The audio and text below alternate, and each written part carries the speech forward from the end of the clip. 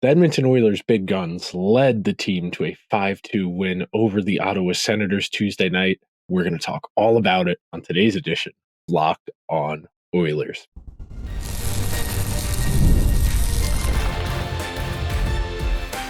You are Locked On Oilers, your daily podcast on the Edmonton Oilers, part of the Locked On Podcast Network, your team every day.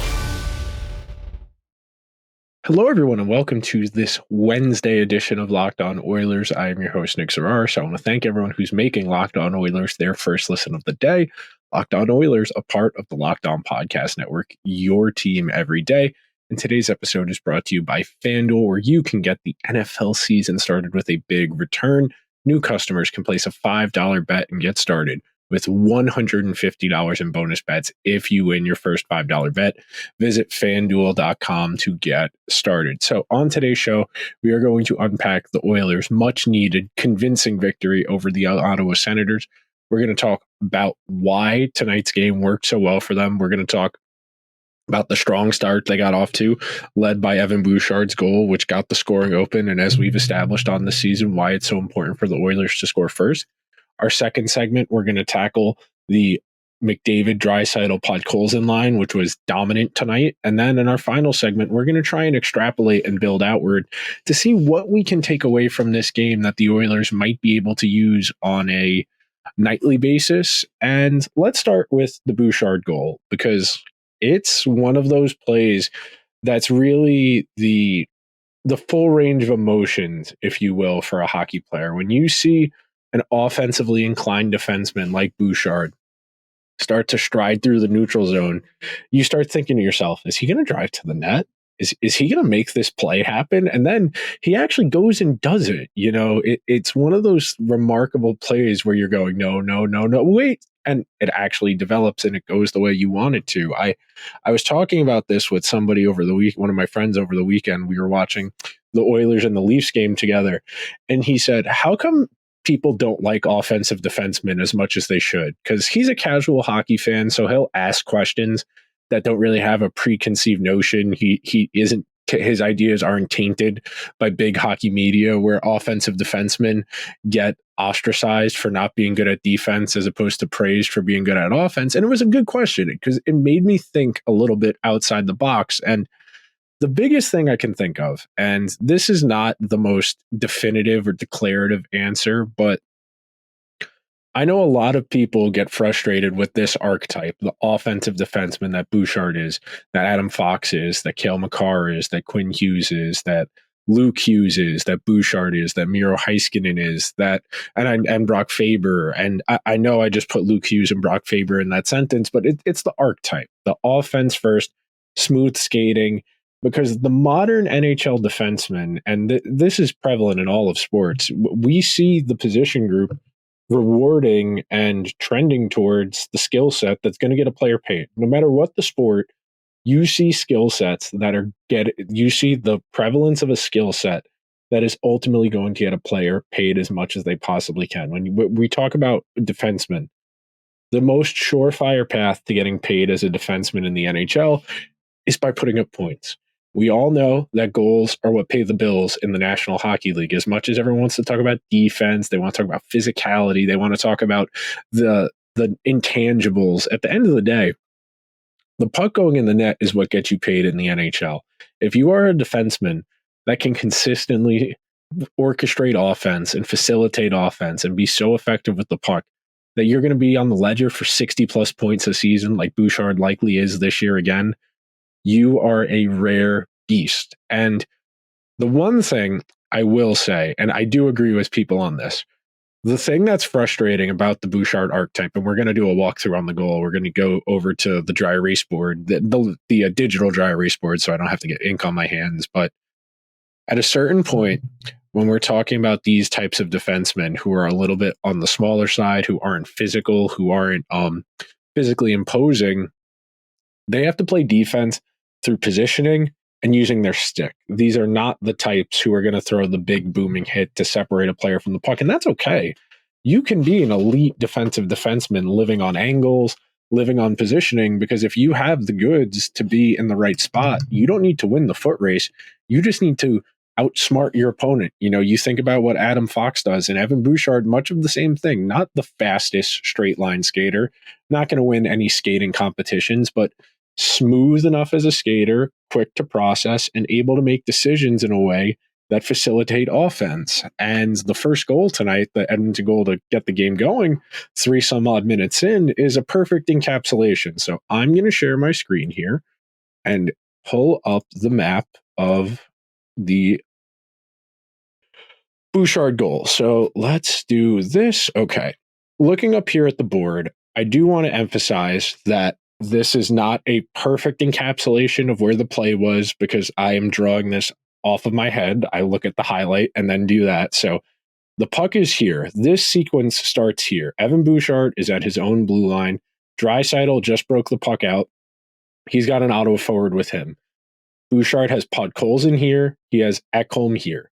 He has McDavid here. And that's where all the action is, because McDavid skates to this side of the blue line. He skates into the zone and he pulls this defenseman, this forward, and this forward all towards him. Now, they all go in differing tiers of aggression. This forward here for Ottawa is ultimately who ends up taking McDavid as McDavid crosses over here. But because this defenseman and because this forward both follow McDavid to this end of the blue line, that gives Bouchard space. Now, when this play actually happens, if you're looking on the screen on YouTube, you'll see the cursor is at exactly the point where Bouchard cuts towards the middle.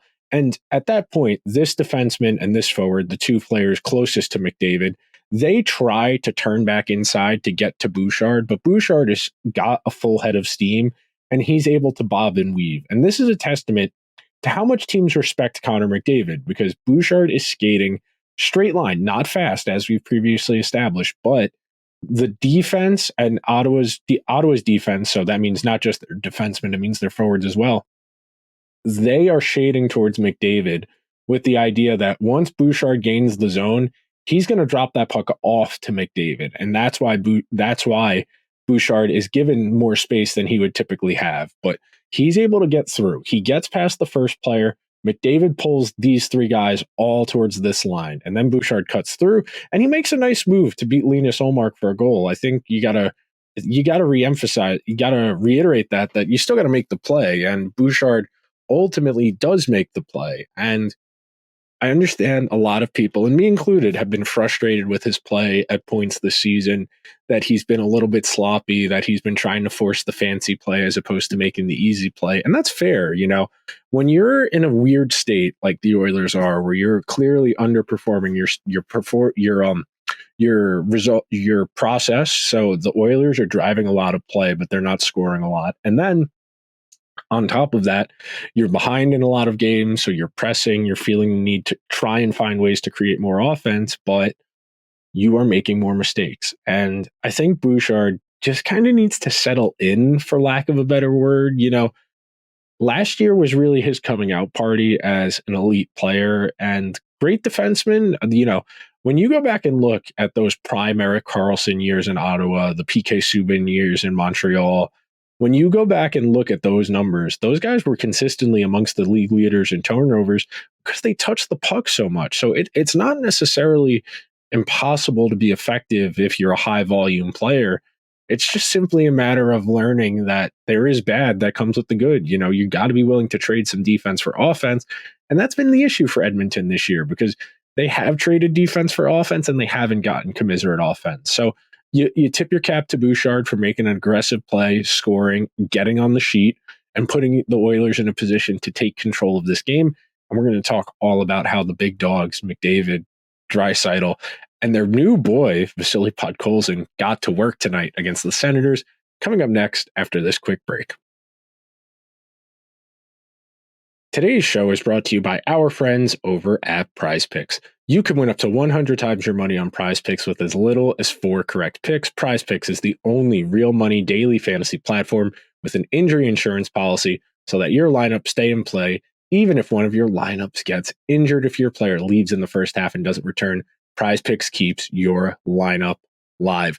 PrizePicks puts their members first, so all withdrawals are fast, safe, and secure. When my picks hit, I can get my money in as quick as 15 minutes. You think Connor McDavid's going to have more than a goal again on Thursday against the Minnesota Wild? if Leon Drasaitl is going to have more than 1.5 points, if Evan Bouchard is going to have more than 3.5 shots on goal, all of that and more over on PrizePicks. Download the app today. Use code LOCKEDONNHL. Get $50 instantly after you play your first $5 lineup. Remember, download the PrizePicks app. Use code LOCKEDONNHL so they know we sent you to get $50 instantly after you play your first $5 lineup. PrizePicks, run your game. Today's show is also brought to you by our friends over at Gametime. And you guys know me. If you're familiar, if you're newer to the show and this first time you're hearing me talk about our friends over at Gametime, it's the only place I buy and sell tickets to get to games. I'm at 49 games and concerts for 2024. I'm getting to one more for sure this upcoming weekend. Me and one of my best friends, we're going to AEW Full Gear at the Prudential Center. Going to see some real professional wrestling in person. Had to get our tickets through Gametime. And right now, Gametime has an exclusive zone deal for the NHL Winter Classic event at Wrigley Field.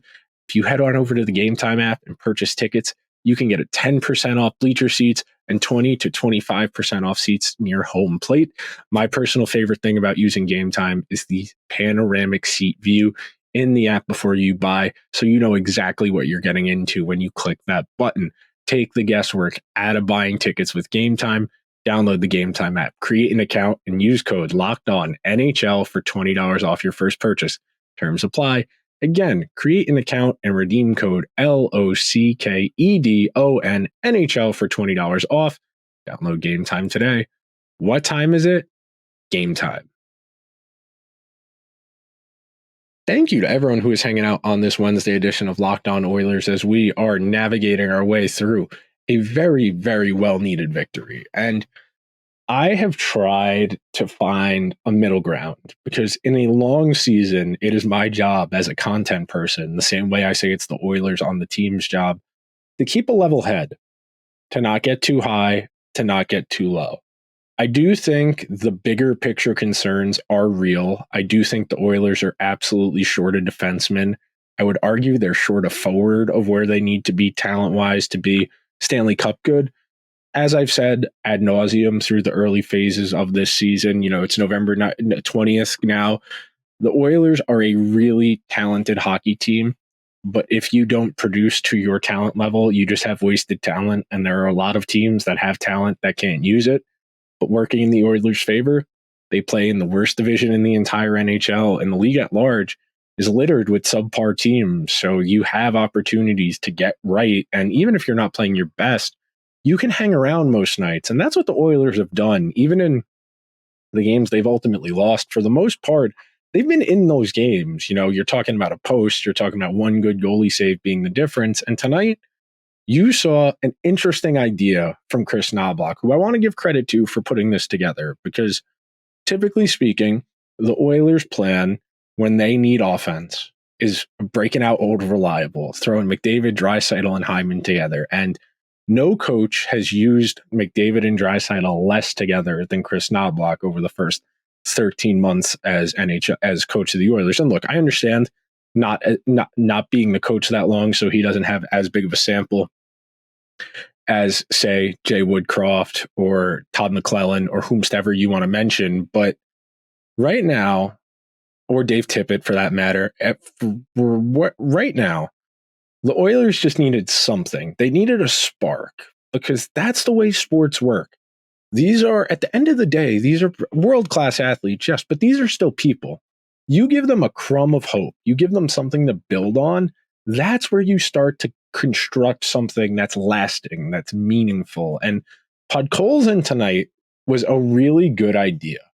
And you heard me talk on last night's episode after the loss to Montreal, that at 5-on-5, when your team shot leaders are Brett Kulak and Ryan Nugent-Hopkins, and you don't have a single shot, a scoring attempt from McDavid or Draisaitl at 5-on-5, that's the other team winning. And you can say, well, we controlled the minutes. Hyman had 5 shots. He had 5 scoring chances. He had 4 shots on goal. That's a win for the other team.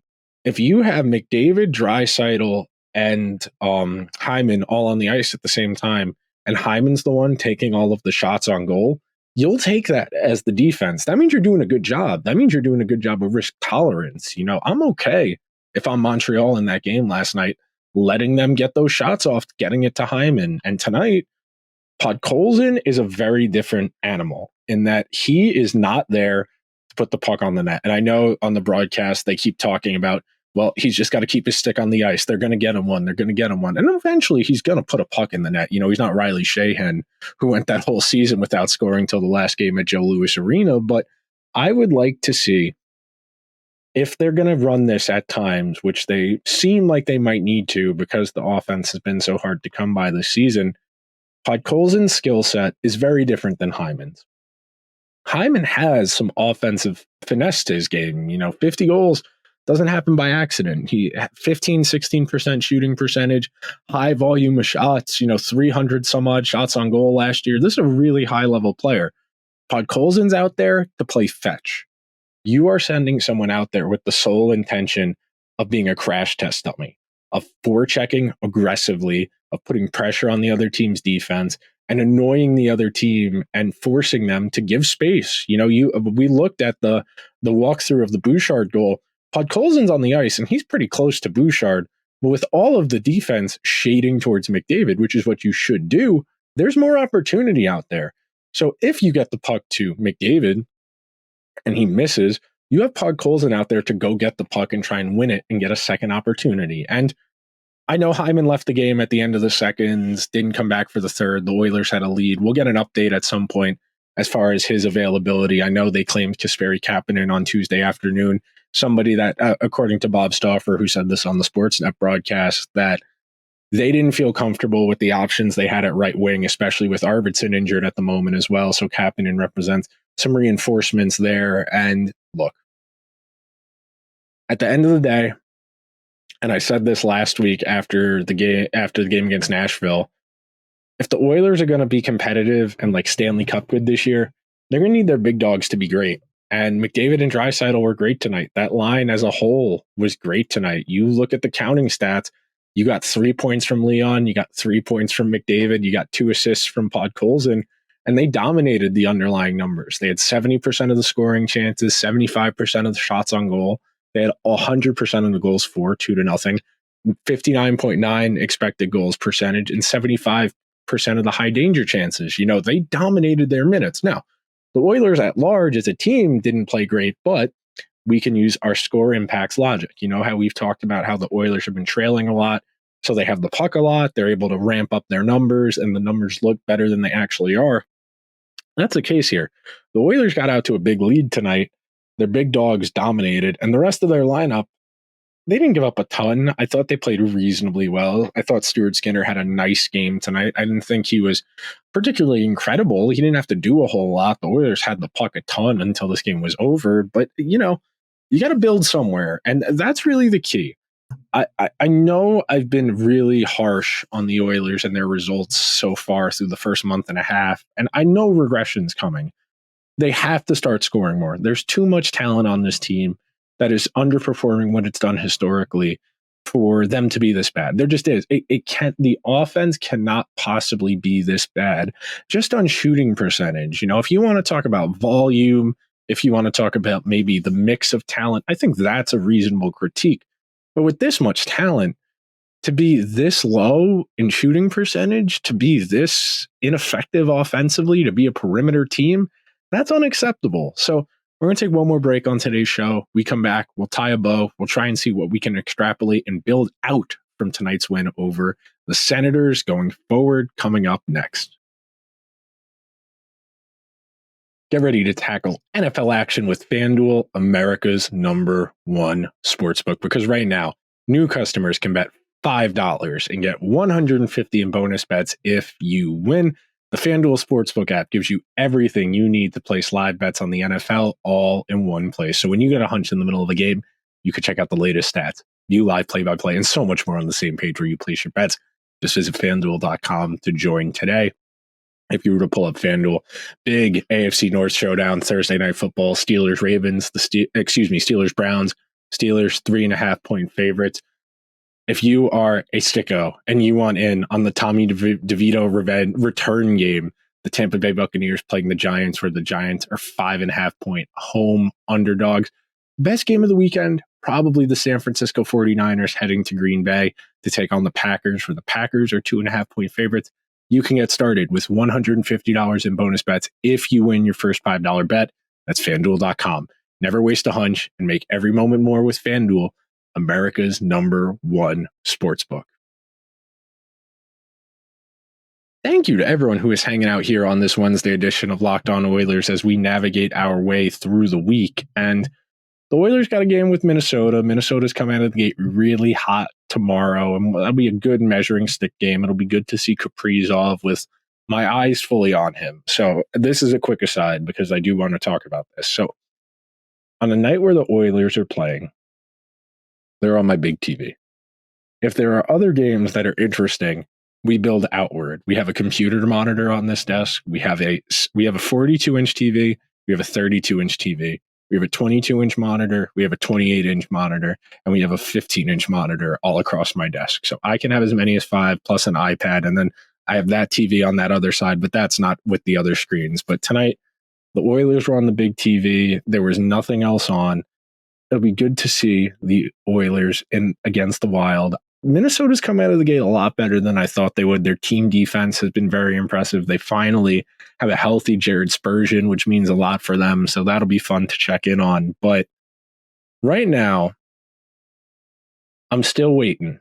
And I know that sounds presumptuous. That sounds a bit entitled and maybe not what you want to hear, but the Oilers have a lot more juice to squeeze. There's a lot of juice left on this lemon, and the Oilers aren't really making lemonade yet. Tonight was the first game in quite a while where it really felt like they played the way they wanted to. They were able to control the flow of the game, and they were able to put the other team on their heels the entire game. And it's hard to do that. It's really hard to dictate the flow of an NHL game because the other team is trying to win the game. And Montreal did a really nice job of this on Monday night of slowing the game down, forcing Edmonton to work to their offense. And my big takeaway from the last 48 hours of Oilers hockey is that the Oilers need to take what they get more often. They can't always be looking for the big play. They can't always be looking for the home run. Sometimes you just need the single. Sometimes you just need to check it down to the running back. Sometimes you need to just take the layup instead of the extra pass for the corner 3. That's not how the Oilers want to play. They don't want to have to cycle. They don't want to have to hide low. They don't want to have to puck battle because they don't have the personnel for that. They are a skill and skating-based team. And I know, and I agree, a lot of people saying, well, they look slow. They don't really seem to have the horses to play the way they want to. They're missing Fogle. They're missing McLeod. They're missing Broberg on the back ends. They're missing Holloway up front. They lost some really fast straight line wingers, and they didn't really replace the speed. They did replace the skill. And we'll talk about Jeff Skinner on another episode, but he feels like the most obvious guy to tap into, that there's something the Oilers are kind of missing there that needs to be utilized. I know Nuge had a goal tonight, which he really badly needed. We did an episode on him last week about his struggles so far this season and why it might be more of an age-related decline thing as opposed to just a slow start. But right now, and I know I've said right now like 5 or 6 times as a segue into my next point, but right now I want to see the Oilers start to build. And they've got a decent record in their last 10. They are not nearly as in a dire situation they were at this point last year where they had just a few wins and they had to change coaches. The goaltending still is not inspiring a ton of confidence. You are rotating between Joshua Brown, Travis Dermott, Troy Stetcher, and Ty Emerson for 4 spots because Darnell Nurse is out. He's still going to be out at least another week, according to what Bob Stauffer said.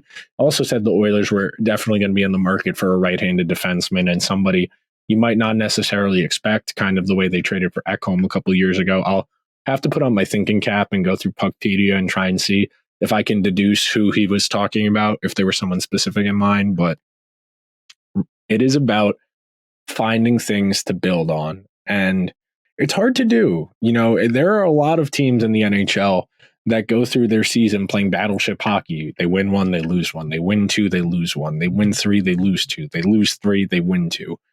And there are a lot of teams that are going to get to 43, 44, 45 wins. They'll have 10 overtime losses, and that'll be enough.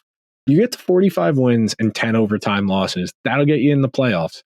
You get to 43 wins and 10 playoff losses, that might be enough some years to get you in with 96. That's not impossible. So you're going to have to find a way to start building, because as we've long established here on Locked On Oilers, the key to winning the Stanley Cup is continuing to get better as the season goes along, finding ways to improve both as individuals and as a unit. You know, it was good to see power play get going a little bit tonight, to take advantage of the mistakes. And it was very funny to see Claude Giroux complaining about the face-off violation when he very clearly swept the puck with his hands. One of those, what are you talking about, guy? You know you did it type situations. But the Oilers are not nearly as,